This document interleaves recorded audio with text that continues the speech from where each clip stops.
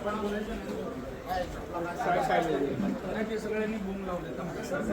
येऊन भेटून गेले. काय औचित्य, काय निमित्त? भारतीय जनता पक्षाचे राज्याचे प्रदेशाध्यक्ष सन्माननीय रवींद्रजी चव्हाण साहेब आले होते. आज दुपारी आमची मुख्यमंत्री महोदयांच्या जवळ सुद्धा भेट झालेली होती. त्या भेटीचं कारण वेगळं होतं ते मी आपल्याला सांगेनच. ते आले होते की राज्यभरामध्ये जे काही जिल्हा परिषदेच्या निवडणुका झालेल्या आहेत त्याच्यात आपण कशा पद्धतीने वाटचाल महायुतीतून करू शकतो या संदर्भामध्ये त्यांनी त्या ठिकाणी चर्चा केली. त्यांच्याकडे माहिती वेगवेगळ्या जिल्हा परिषदांमध्ये काय नेमकं संख्याबळ आहे त्याची होती. माझ्याकडे सुद्धा राष्ट्रवादी काँग्रेस पक्षाचा प्रदेशाध्यक्ष म्हणून माझ्याकडे सुद्धा माहिती त्या संदर्भातली आहे. त्या बाबतीमध्ये भारतीय जनता पक्षाला नेमकं काय वाटतं, राष्ट्रवादी काँग्रेस पक्षाची भूमिका काय आहे, शिवसेनेची सुद्धा भूमिका काय आहे, याचीच आम्ही चर्चा त्या ठिकाणी केली आणि मग या संदर्भातला निर्णय एकत्रितपणाने लवकरात लवकर कसा करता येईल या दृष्टिकोनातून आम्ही त्या ठिकाणी चर्चा केली. चर्चा अतिशय समाधानकारक त्या ठिकाणी होती, सौहार्दाच्या वातावरणामध्ये होती. भारतीय जनता पक्ष एक आमच्या एनडीए मधला प्रमुख पक्ष आहे आणि स्वाभाविकपणाने मित्रपक्षांचा सन्मान आदर हे करण्याच्या दृष्टिकोनातूनच अत्यंत चांगल्यापैकी चर्चा त्या ठिकाणी झाली. आजच्या जी उशिरा बैठक झाली त्याच्यामध्ये प्रामुख्यानं काही आमदारांवर देखील नाराजी व्यक्त झाली. खास करून विलगीकरणाच्या अनुषंगाने नाही, त्याबद्दल कुठली चर्चा त्या ठिकाणी झाली नाही. या सगळ्या कल्पकल्पित बातम्या त्या ठिकाणी आहेत. अतिशय एकत्रितपणाने एकसंघपणाने विधिमंडळ राष्ट्रवादी काँग्रेस पक्ष, राज्यातला राष्ट्रवादी काँग्रेस पक्ष ज्या धीरोदत्त पद्धतीने संयमाने आणि योग्य ती भूमिका घेत वहिनी उपमुख्यमंत्री पदावरती संघटनेची धुरा ज्या पद्धतीने वाहत आहेत त्याबद्दलचा विश्वासही व्यक्त करण्यात आला आणि त्यांच्या पाठीमागे ठामपणाने सर्वांनी उभं राहावं आणि पक्ष संघटना मजबूत करावी एवढं तर कालच्या बैठकीचं सार होतं. याचा वृत्तांत मी त्या ठिकाणी दिला.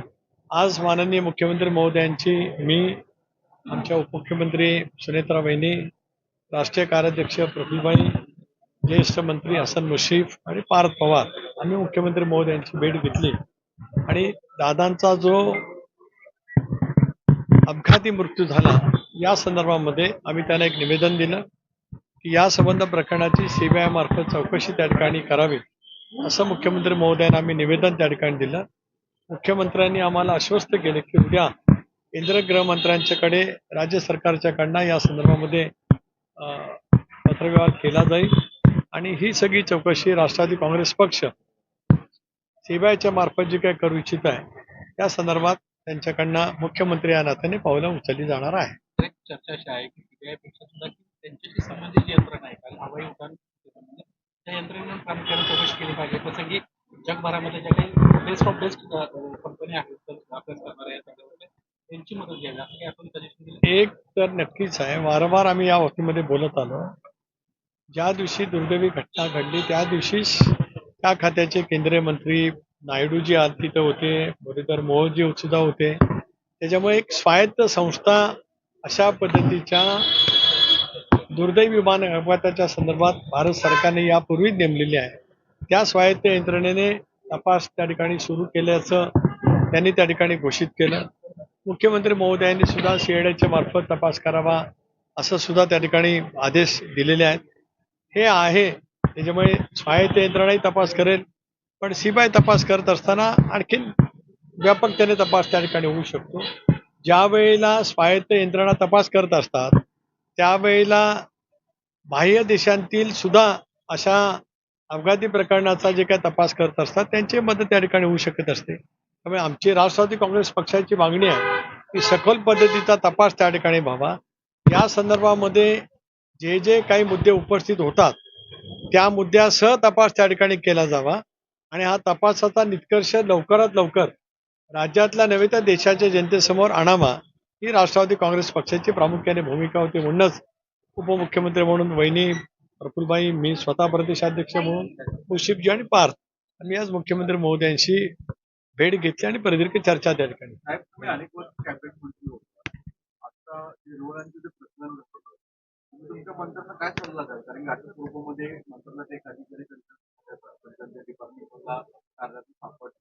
शेवटी प्रशासकीय बाब आहेत पण ज्या मंत्र्यांची शासनाची किंवा पक्षाची सगळ्याची प्रतिमा मलिन करणारी गोष्ट नाही, प्रतिमा निश्चित मलिन होते. त्याच्यामुळे आपल्या कार्यालयामध्ये नेमला जाणारा स्टाफ हा सुद्धा चिकित्सा करूनच त्या ठिकाणी नेमला जावा.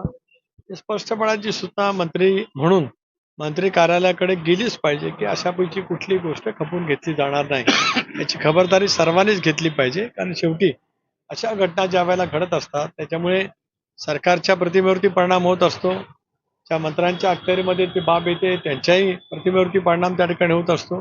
या दृष्टिकोनातून आम्ही त्यांच्याशी चर्चा केलेली आहे आणि इतरही सर्वांनाच त्या पद्धतीच्या सूचना दिलेल्या आहेत. धन्यवाद. अल्पसंख्याक खात्याचा खूप विषय अल्पसंख्याक खात्याचा खूप विषय सध्या चर्चेत आहे. बहिणीची तुमची चर्चा नक्कीच झाली असेल. अधिकाऱ्यांवर कारवाई झाली पाहिजे किंवा चौकशी झाली पाहिजे अशी एक मागणी आहे. तर त्यांच्या सह्या आहेत आणि पवारांची त्यावर सह्याच नाही. स्पष्टपणानेच आहे, राज्याचा रूल्स ऑफ बिझनेस जी नियमावली सांगतो त्या पद्धतीने कुठलाही निर्णय हा मंत्री महोदयांच्या स्वाक्षरीशिवाय सरकारी होत नसतो. अशा वेळेला ज्यांनी कोणी असे आदेश काढलेले त्याची चौकशी व्हावी, त्यांच्यावरती कारवाई केलीच गेली पाहिजे. वहिनी सुद्धा त्या संदर्भामध्ये उपमुख्यमंत्री म्हणून आणि त्या विभागाचा पदभार त्यांच्याकडे असल्यामुळे अशाच पैच्या सुद्धा त्या ठिकाणी दिलेल्या आहेत. धन्यवाद. संदर्भात एक